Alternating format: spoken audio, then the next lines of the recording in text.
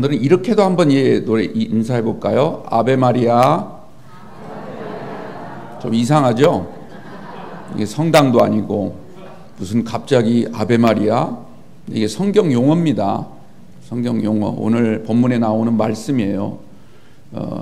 마리아여 평안할지어다. 이것을 라틴어로 읽으면 아베 마리아 이렇게 있습니다.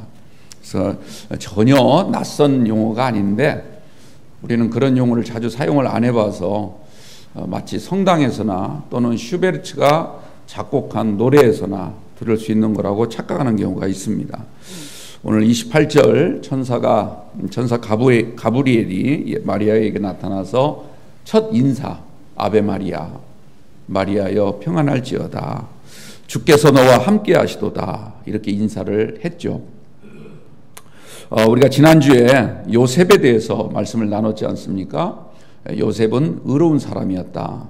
그런데 그 의롭다라는 말은 세상에서 보통 사용하는 그런 의미가 아닌 거죠. 예를 들어서 뭐 법과 질서를 잘 지키고 또 예의와 예절을 존중하는 사람. 그래서 누구나 다 본받을 만하고 존경할 만한 또 정직성과 도덕성을 갖추고 사회에서 권장하는 정의를 잘 실천하며 사는 그런 사람을 보통 세상에서는 의롭다 이렇게 표현을 합니다. 하지만 성경에서 말하는 의로움은 그보다 훨씬 차원이 높다는 거죠. 더 근원적이라는 겁니다. 하나님과의 관계, 특별히 우리의 믿음, 이 신앙과 관련된 용어가 의롭다 이런 단어입니다. 하나님께 대해서 절대적으로 신뢰하고 믿음을 실천하는 사람, 그리고 이웃 마리아를 비롯해서 많은 자기 식구들, 또 더 나아가서는 많은 사람들 모두를 다 존중하고 마치 내 형제 자매인 것처럼 사랑으로 돌볼 줄 아는, 근데 그리스도의 사랑으로 돌볼 줄 아는 그런 사람을 성경은 의롭다 이렇게 표현을 합니다. 여러분들은 다 하나님 보시기에 의로운 성도들이 꼭 되시기를 바랍니다. 오늘은 이제 말씀의 초점을 이 마리아에게 좀 두고 말씀을 전하려고 하는데요. 이 마리아는 우리가 잘 아시는 것처럼 인류의 구세주이신 예수님을 낳으신 분입니다. 그런데 카톨릭에서는 이 마리아를 성모라고 부르고 있습니다. 성모, 거룩한 어머니다 이런 뜻이죠. 근데 성모라고 부르는 것까지는 그것은 괜찮습니다. 왜냐하면 꼭 거룩할 성자를 영적인 부분으로만 붙이는 것이 아니라 정말 뛰어나고 정말 하나님 뜻대로 산 모든 주의 종들을 다 성자를 붙이기 때문에 그것은 그렇게 크게 문제될 것이 없는데, 문제는 지나치게 신격화하는 것은 좀 조심해야 될 일이다 이런 말씀을 꼭 드리고 싶습니다. 마리아를 신격화하는 것은 이건 분명히 비성경적이고 심지어 이건 우상 숭배에 해당이 된다라고도 볼 수가 있습니다. 그러니까 절대 우리는 사람을 신격화해서는 안 되겠죠. 우리가 그런 점들을 조금 고려하시기를 바랍니다. 그러나 그럼에도 불구하고 성경에 나오는 이 마리아는 구세주이신 예수님을 낳으신 어머니가 됩니다. 그래서 이 마리아는 기독교 역사에 있어서나 또 우리의 믿음, 신앙에 있어서 결코 빼놓을 수 없는 그런 분이 바로 마리아다 이런 말씀이죠. 예수님도 이 어머니 마리아를 그냥 단순한 여자, 물론 이제 표현상 여자여 이렇게 불렀지만 그 여자여라는 말은 우리가 생각하는 그런 단어가 아닙니다.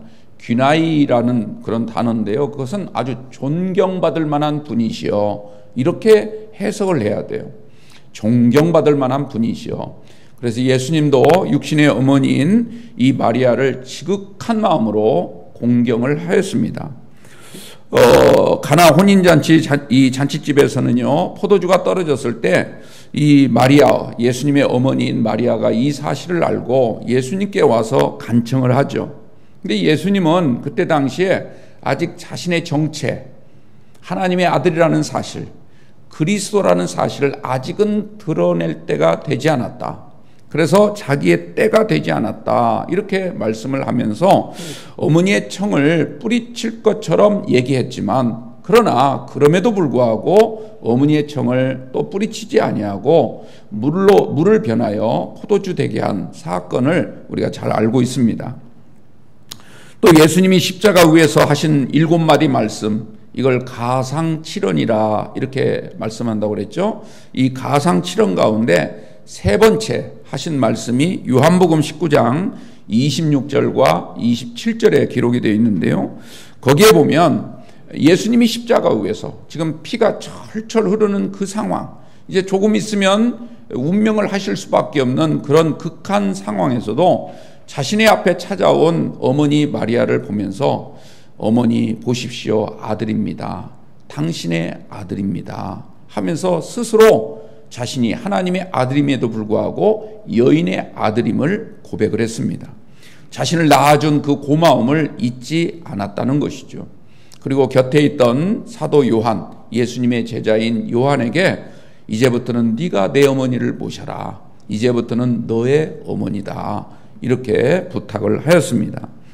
늘 어머니 마리아에 대한 고마움과 또 자신을 낳아주신, 육신으로 낳아주신 성육신의 통로가 되신 그 마리아의 그 수고를 결코 예수님이 잊지 않으셨다라고 하는 것입니다. 하지만 그 무엇보다도 중요한 것은 이 마리아는 아까 말씀드린 것처럼 바로 인류를 구원하러 오신 예수님을 잉태하시고 그분을 낳으신 수고를 아끼지 않은 분이었습니다. 처녀가 임신을 한다? 이건 지금도 정말 쉬쉬해야 될 일이죠. 그런데 당시에는 이 쉬쉬할 정도가 아니었습니다. 이것은 실로 두렵고 그리고 무서운 일이었습니다. 굉장히 수치스러운 일이기도 했습니다. 오늘 우리가 읽은 본문을 보면 이 천사 가브리엘이 마리아에게 나타나서 하나님이 주신 말씀을 전하고 있는데 28절 말씀 한번 보십시오. 은혜를 받은 자여 평안할지어다. 아베 마리아 이렇게 부르면서 주께서 너와 함께 하시도다. 이렇게 말씀을 합니다. 사실 주께서 너와 함께 하시도다 이 말의 의미는 우리가 생각하는 그냥 우리와 함께 한다라는 그런 정도의 뜻이 아니고요. 그 안에 담긴 의미가 무슨 의미냐면 주께서 지금 당신 안에 씨를 주셨다 이런 뜻입니다. 지금 당신의 몸 안에 하나님께서 씨를 주셨다. 즉 임신했다라는 그런 뜻이죠. 그러면서 그러므로 당신은 복되신 분입니다. 천사가 그렇게 전달을 하였습니다. 그러니 이 말을 들은 마리아가 얼마나 놀랐겠습니까? 아니 자기는 지금 남자를 알지도 못하고 함께 동침한 적도 없는데 어떻게 내가 임신을 할 수 있느냐 깜짝 놀랐습니다. 그래서 29절 말씀을 보면 처녀가 그 말을 듣고 놀라 이런 인사가 어찌함인가 생각하였다 이렇게 말하죠. 여기 중요한 단어가 놀랐다라는 단어입니다. 놀랐다.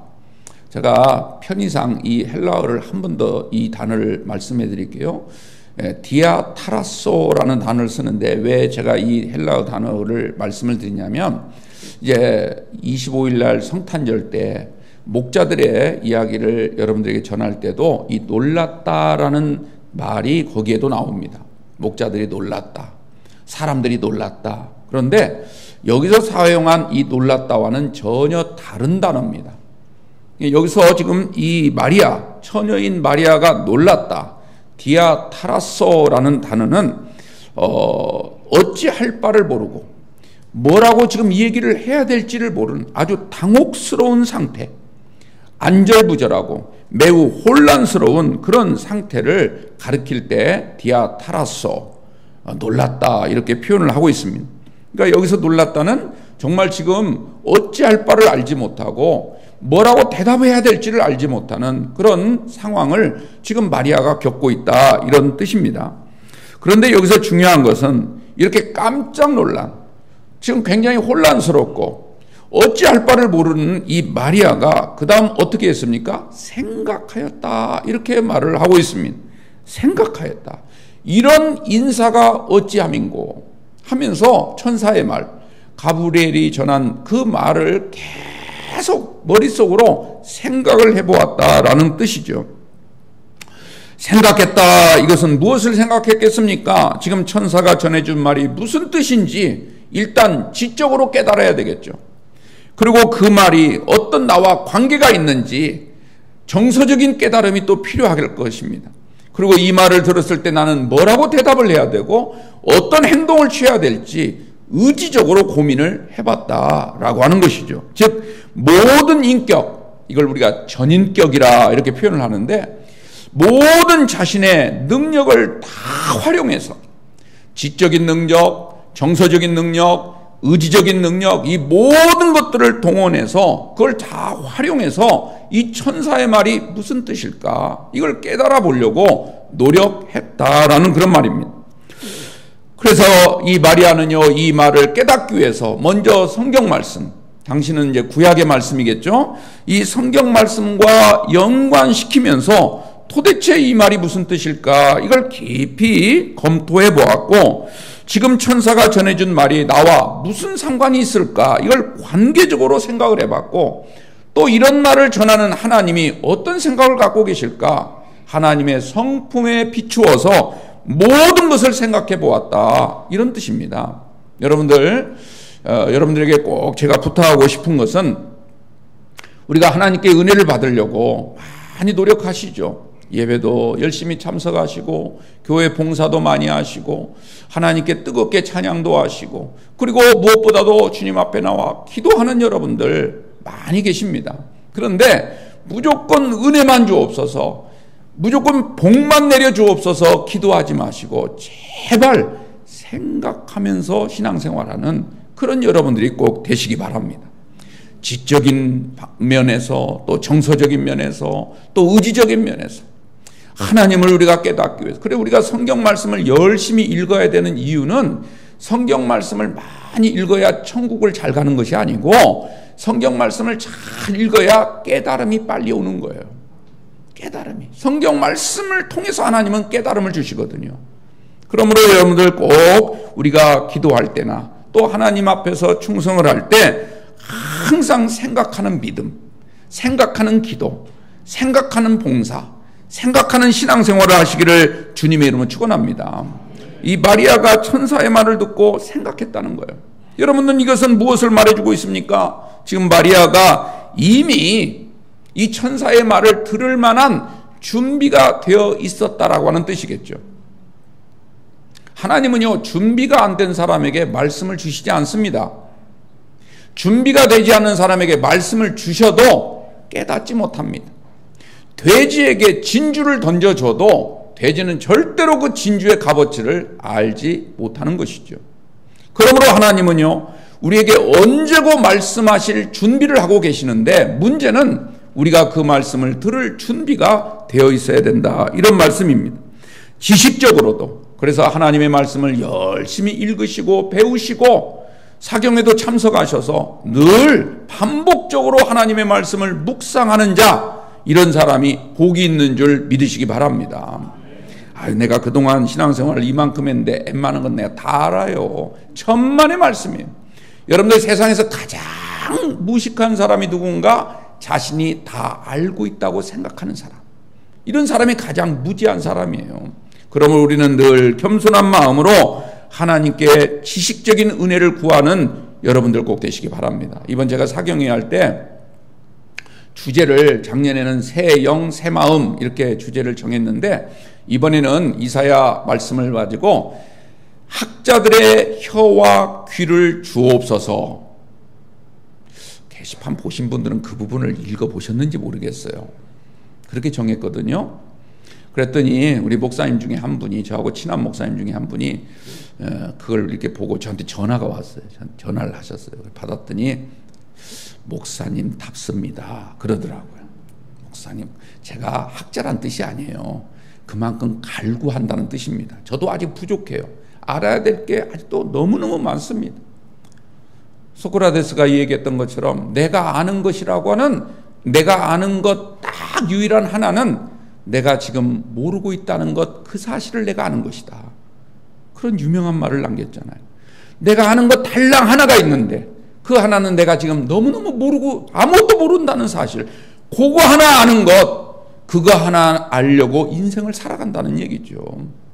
여러분들, 우리가 늘 겸손한 자세로 지식적인 깨달음을 얻기 위해서 학자의 귀를 갖는 여러분들이 되시기를 예수님의 이름으로 축원합니다. 또 정서적으로 우리가 알아야 돼요. 하나님의 사랑을 몸소 느껴봐야 돼요.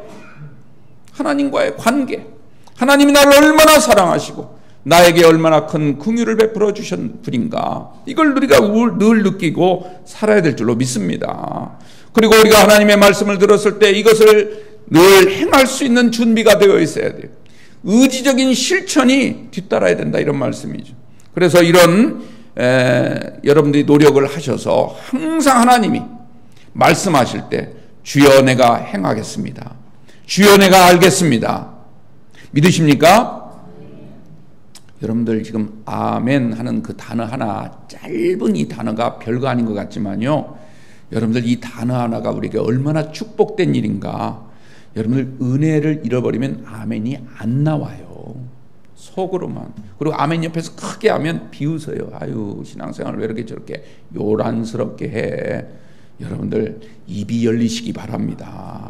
할렐루야, 아멘. 여러분들 입이 열려야 돼요. 그게 사람의 힘으로 되지 않는 거예요. 여러분들, 우리가 하나님께 기도하면 하나님께서 우리에게 그런 은혜를 주셔요. 그런데 준비된 사람에게 나오는 거예요. 꼭 그런 은혜를 받으시기를 바랍니다. 늘 말씀을 들을 만한 준비, 마음을 활짝 열어놓고 오늘 무슨 말씀을 하시더라도 내가 귀담아 듣겠습니다, 그런 자세를 갖추는 저와 여러분들이 꼭 되시기 바랍니다.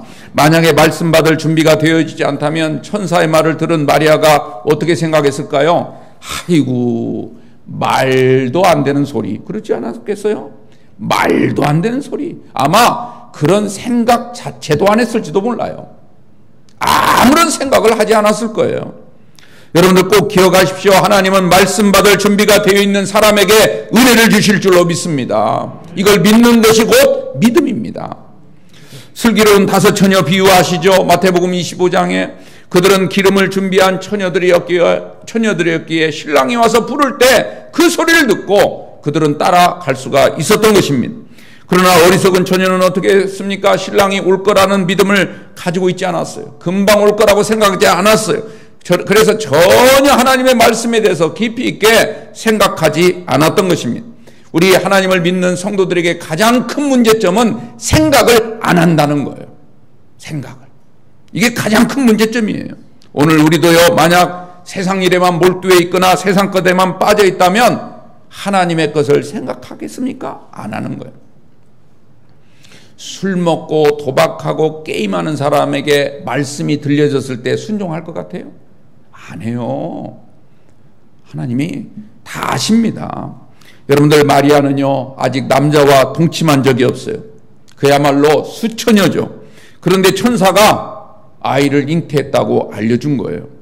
이 천사의 말을 듣고 말도 안 되는 소리다고 무시한 것이 아니라 이 마리아는요, 아, 하나님이시라면 그러실 수 있겠구나 생각한 거예요. 하나님이라면 그러실 수 있겠구나. 소돔 땅에 살던 롯의 사위들은요, 금방 유황불이 떨어질 거라고 그렇게 간절하게 외치는데도 불구하고 농담으로 여겼다는 겁니다.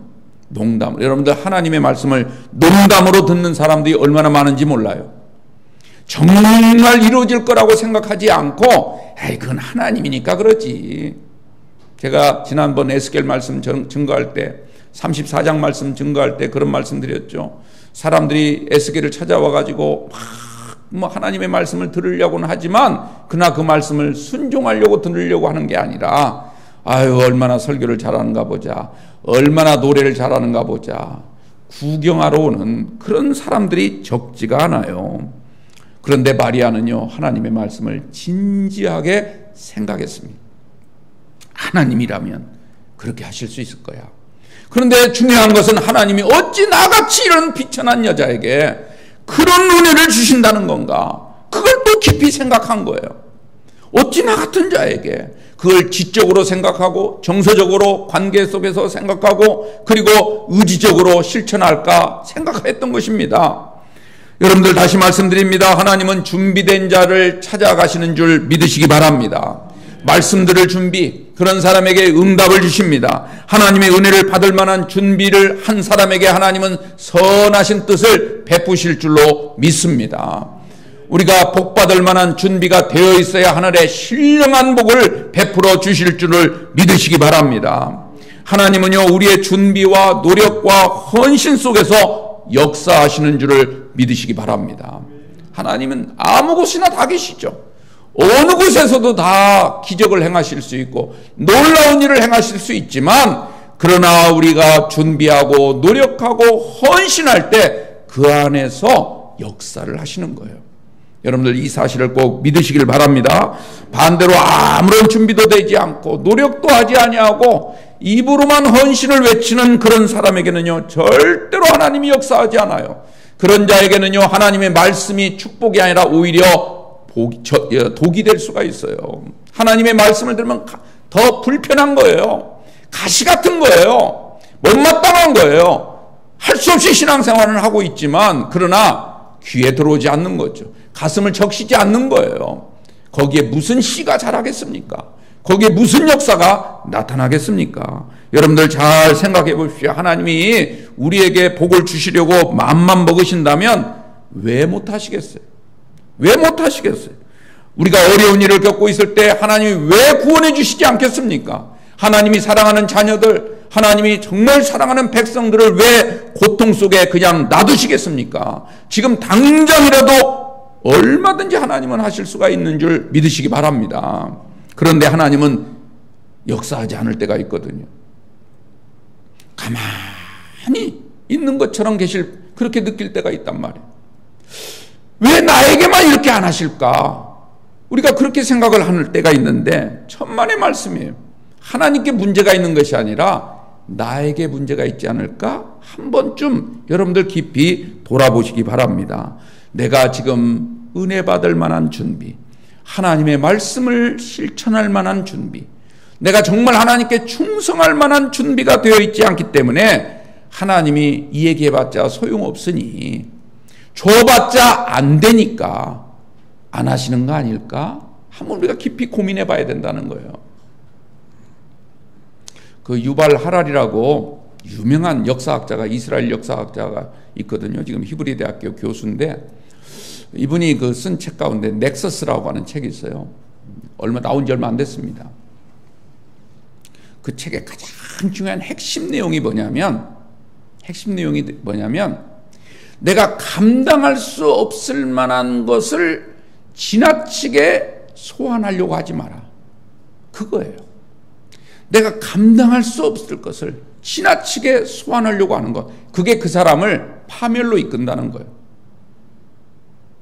여러분들 요즘 AI가 세계적으로 굉장히 각 나라마다 이 AI에 막 지금 눈독을 들이면서 개발을 하잖아요. 이게 어느 나라가 빨리 하느냐, 어느 나라가 더 고급지게 하느냐에 따라서 이제 세계의 판도가 순식간에 뒤바뀔 수가 있습니다. 그런데 그것을 조종할 수도 없고 사용할 수도 없는 사람이 그걸 가진들 무슨 의미가 있겠어요? 내가 그냥 그걸 가지고 있다는 것만 뽐낼 뿐이죠. 그러면 결국 어떻게 됩니까? 그것 때문에 그 사람은 인생이 망치는 거예요. 돈도, 여러분들 내가 정말 하나님이 나에게 100억을 지금 준다, 1000억을 준다, 이걸 내가 감당할 수 있을 정도가 되면 그게 복이 될 수 있어요. 감당한다는 말은 정말 하나님을 위해서, 나에게 그런 은혜와 축복을 주신 하나님을 위해서 정말 내가 기쁘게 하나님 영광 돌리며 쓸 수 있는 그런 자세, 그런 준비가 되어 있는 사람에게는요 100억, 1000억이 다 복이 될 수 있어요. 그러나 그런 준비가 되지 않은 사람은 그 돈을 줘도 그 돈이 오히려 그 사람을, 인생을 망치게 만드는 거예요. 복권 타서 로또 당첨돼가지고 망한 사람이 부지기수예요. 부지기수. 여러분들 하나님께 복을 주옵소서 기도하는 것도 필요해요. 그러나 하나님이 나에게 주신 복을 내가 잘 다스리고 관리할 수 있도록 하여 주옵소서. 하나님이 주신 복으로 내가 하나님의 영광을 위하여 더 값진 곳에, 많은 사람 생명을 살리는 곳에 사용할 수 있는 능력을 더하여 주옵소서. 내가 하나님의 복을 소환할 때 그 소환한 것을 내가 정말 하나님을 기쁘시게 할 수 있는 일에 사용할 수 있는 능력을 먼저 갖출 수 있는 그런 마인드를 갖게 하여 주시옵소서. 이게 진짜 복이에요. 그렇지 않고 너무 지나치게 큰 것만을 요구하고 남 잘 되는 꼴 못 보고, 우리 한국 사회가 언제부터 그랬는지 남 잘 되는 꼴을 못 봐요. 내가 내키지 않은 사람, 내가 싫어하는 사람은 조금 잘 되는 거 보면 배가 아파요. 조금 뭐 흠 하나 발견하면 마치 신대륙을 발견한 것처럼 떠벌려요. 여기저기 모여가지고 가서 가십거리를 만드는 거죠. 아유, 그랬대 저랬대, 그 깜도 안 내는 것이 말이야, 이랬대. 이렇게 사람을 씹어대요. 이게 우리나라 사람들이 이게 나쁜 근성이란 말.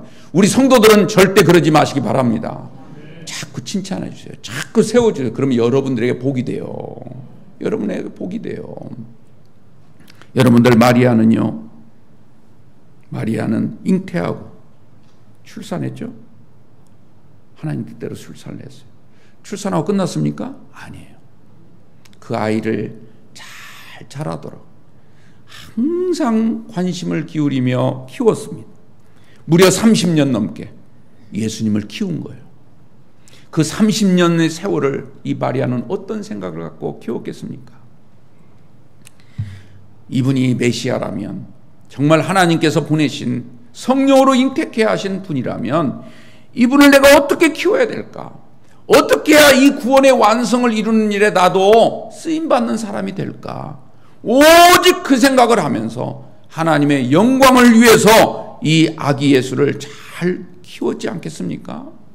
그 마리아뿐만이 아니라 그 남편인 요셉도 마찬가지고, 또 그 동네에 사는 모든 주민들도 마찬가지고, 오직 예수님이 될 수 있었던 것은, 예수님이 나중에 공생애를 시작할 수 있었던 것은요, 이 수많은 사람들과의 인간관계를 통해서 이루어진 줄 믿으시기 바랍니다. 우리가 다 그런 일에 지금 쓰임을 받고 있는 거예요. 그걸 믿으시기 바랍니다. 나는 그냥 모든 사람 중에 하나다, n분의 1이다, 이런 생각하지 마세요. 하나님이 나를 절대적으로 필요해서 부르시고 지금 이 자리에 앉혀주신 줄 나는 믿습니다. 그럼 내가 지금 앉아있는 자리에서 해야 될 일이 무엇일까? 하나님이 원하시는 일이 무엇일까? 인간의 구원 역사를 예수님이 이루기 위해서, 또 다시 오실 그 주님의 재림을 내가 준비하기 위해서 내가 지금 어떻게 해야 될까? 이것을 생각하면서 생각하는 믿음 생활로 나아갈 수 있는 그런 삶을 살아갈 때 우리는 준비도 할 수 있고 노력도 할 수 있고 헌신도 할 수 있고, 그리고 우리가 하는 모든 일이 설령 우리 인간적인 눈으로 볼 때는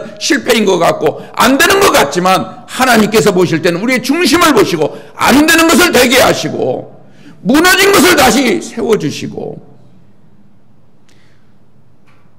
작은 곳 하나 고장나서 그 고치려고 하다가 안 되더라도 하나님은 그걸 허무시고 새 집을 지어주시는 은혜를 우리에게 베풀어 주실 줄 믿으시기 바랍니다. 하나님이 그런 분이에요. 오늘 우리는 마리아의 신앙을 잘 본받게 되기를 원합니다. 그 마리아는 늘 성경을 묵상했습니다. 그래서 말씀으로 준비했죠. 하늘의 은총이 임할 때 언제 임할는지 알지 못하지만 그러나 임하기만 하면 그걸 받아들일 만한 준비가 되어 있었던 겁니다. 그래서 하나님의 은혜가 임하거든 감사함으로 받았습니다. 그래서 깊이 생각하고 또 생각하면서 하나님의 뜻을 이루는 일에만 힘썼던 사람이 마리아였습니다. 또 마리아처럼 여러분들 이것이 정말 하나님의 뜻이다 이렇게 믿어진다면 즉각 순종하는 여러분들이 꼭 되시기 바랍니다. 즉각 순종해야 돼요. 모든 것을 하나님께 맡기고, 이루어지고 이루어지지 않고는 하나님께서 하십니다. 우리는 단지 하나님의 뜻에 맡기고 최선을 다해서 우리가 해야 될 역할만 감당하면 되는 거예요. 지난주 요셉에 대한 말씀을 드릴 때도 주님의 천사가 꿈에서 나타나서 네 아내 데려오기를 두려워하지 말라 이렇게 명령을 했을 때 요셉이 어떻게 했습니까? 즉시 데리고 왔어요. 즉시 데리고 왔어요. 생각은 깊이 하시고 순종은 즉각하십시오. 그게 복받는 비결인 줄 믿으시기 바랍니다. 여러분들이 마리아라고 한번 생각해 보십시오. 점점 배가 불러오죠?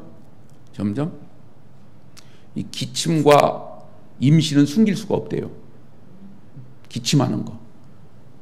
아무리 참으려고 해도. 옆에서 누가 기침하면 참으세요. 여러분이 참아야 돼. 그 사람 보고 참으라면 안 돼. 참을 수가 없는 걸. 임신, 배가 불러오는 걸 어떻게 막을 수가 있어요? 여러분들 마리아 지금 점점 배가 불러오는 거 보고 어떤 생각을 했을 것 같습니까? 굉장히 두려웠을 거예요. 또 사람들 보기가 막 불안했을 거예요. 수치스러워서.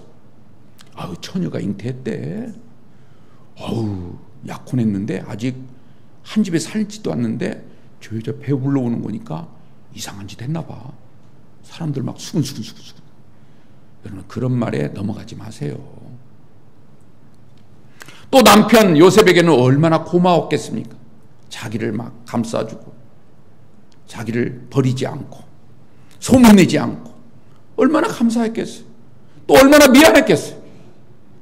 여러 가지 막 복잡한 생각들이 주마등처럼 스쳐 지나갔을 거예요. 그럼에도 불구하고 이것이 하나님의 일이라고 하는 것을 믿었기 때문에 오늘 38절 말씀을 보면 마리아가 이르되 주의 여종이오니 말씀대로 내게 이루어지이다 하고 결단했더니 천사가 떠났다는 거예요.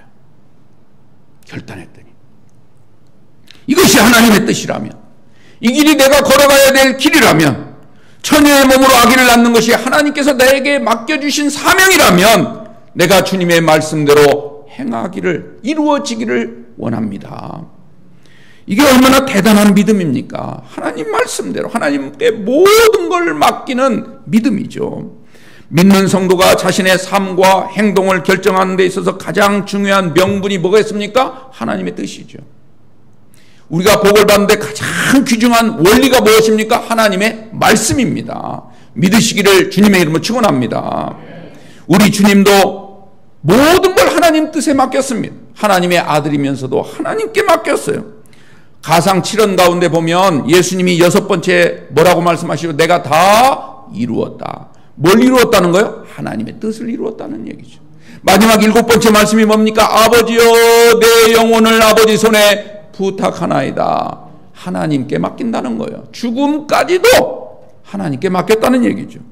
또 겟세마네 동산에서 예수님 기도하신 거 여러분들 잘 아시죠? 아버지여 만일 아버지 뜻이면 내 이 잔을 내게서 옮기시옵소서. 아버지 뜻이라면 이 잔을 내게서 옮기시옵소서. 얼마나 고통스러웠겠어요. 그러나 그 다음 뭐라고 말씀하십니까? 그러나 내 원대로 하지 마시고 아버지 원대로 되기를 원합니다. 죽는 것까지. 주님이 냄새나는 아주 더럽게 한량없는 그런 말구유에 태어나신 것도 누구 뜻이에요? 하나님 뜻이었어요. 자신을 십자가에 못 박아 죽인 이 땅에 다시 오실 것도 누구 뜻이에요? 하나님 뜻이에요. 그래서 예수님이 순종하시겠다는 거죠. 여러분들 이런 믿음을 갖게 되기를 바랍니다. 마리아만 갖는 게 아니에요. 우리도 얼마든지 할 수 있어요. 우리도 믿음만 있다면. 그토록 하나만 더 말씀드리자면요. 오늘 읽지는 않았지만 저 46절에서 55절까지 말씀을 보면 이 마리아가 부른 감사 찬송이 나오거든요. 이걸 이제 이 카톨릭에서는 마그니피캇이라고 부릅니다. 이 마그니피캇이라는 말은 이 마리아가 부른 성가라 이런 뜻이에요. 그래서 초대교회부터 중세에 이르기는 모든 교회에서 이 성탄절만 되면 이 마리아의 찬송, 방금 말씀드린 이 46절에서 55절까지 말씀을 주제로 여러 가지 성가곡을 만들어서 찬양을 올리는 그런 전례가 있습니다.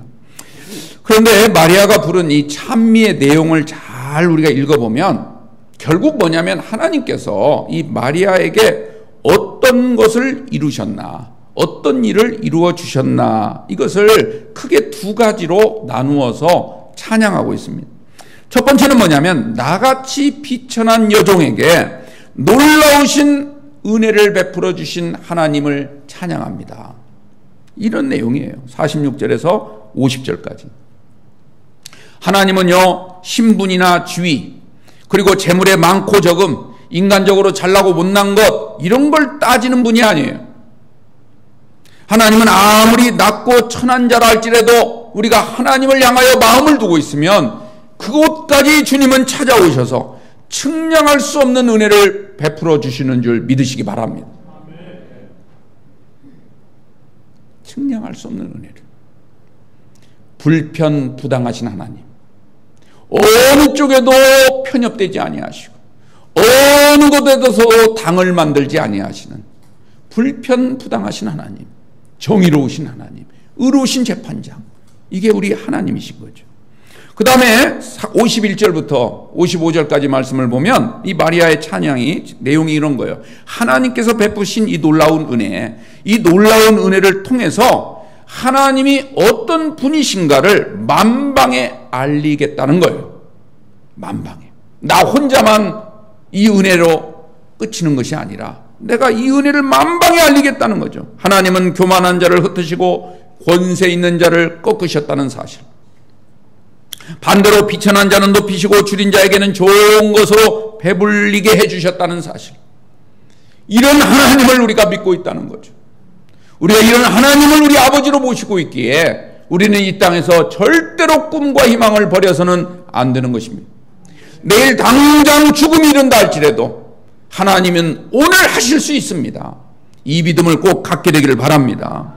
그러나 여러분들 절대로 오해하시면 안 돼요. 하나님이 무조건 부자들은 싫어하시고 권세 있는 자들은 다 꺾으시겠다, 이런 말씀이 아니에요. 재물이 많은 부자이면서도 자신이 가지고 있는 재물을 제 것이라고만 생각하고 나눌 줄 모르는 사람, 그냥 거머쥐기만 있는 사람, 하나님 싫어하세요.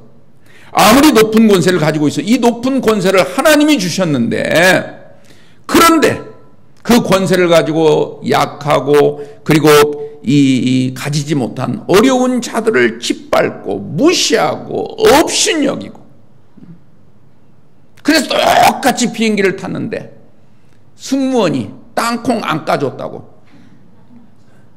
비행기 돌리라고 그러고, 무슨 행패입니까 이게? 그 승무원한테 화가 났으면 개인적으로 나중에 잘 훈계하든지 해야지. 다른 승객들까지 다 피해를 입히고, 그게 무슨 행패예요? 이런 사람들을 싫어하시는 거예요. 이런 사람들을. 결국엔 그 재물과 그가 가지고 있는 권세를 하나님이 다 깨고 부수고 무너뜨리고 다 흩어버리겠다는 거죠. 여러분들, 하나님이 주신 은혜를 절대로 낭비하지 않는 우리 성도님들이 꼭 되시길 바랍니다.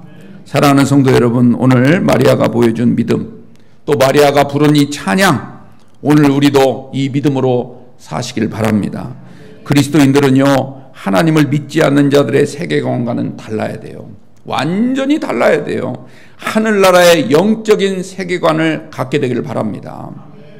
오늘 하나님이 나에게 주신 은혜, 그게 아무리 내 눈에는 작게 보인다 할지라도 어마어마한 은혜예요. 그리고 하나님이 나에게 주신 은혜는 우리 눈으로 볼 때는 사소한 것처럼 비춰지지만, 그러나 그 은혜는 나에게 가장 필요한, 가장 절실한 것이기에 하나님이 나에게 지금 주신 거예요.